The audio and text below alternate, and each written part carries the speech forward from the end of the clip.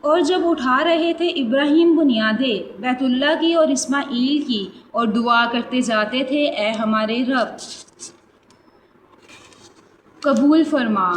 ہم سے یہ خدمت، بے شک تو ہی ہے سب کچھ سننے والا اور سب کچھ جاننے والا۔ اے ہمارے رب، اور بنا ہم دونوں کو فرما بردار، اپنا اور ہماری نسل میں سے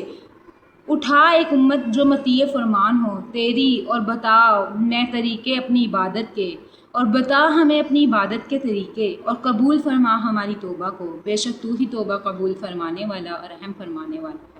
اے ہمارے رب، اور بھیج ان میں ایک رسول انہی میں سے جو پڑھ کر سنائے ان کو تیری آیات، اور تعلیم دے ان کو کتاب و حکمت کی، اور پاک کرے ان کے دلوں کو اور زندگیوں کو، بے شک تو ہی تو ہے ہر چیز پر غالب اور کامل حکمت والا۔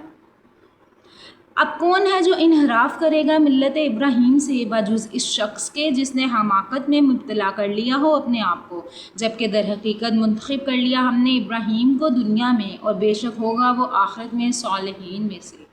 اللہم جعلنا منہم۔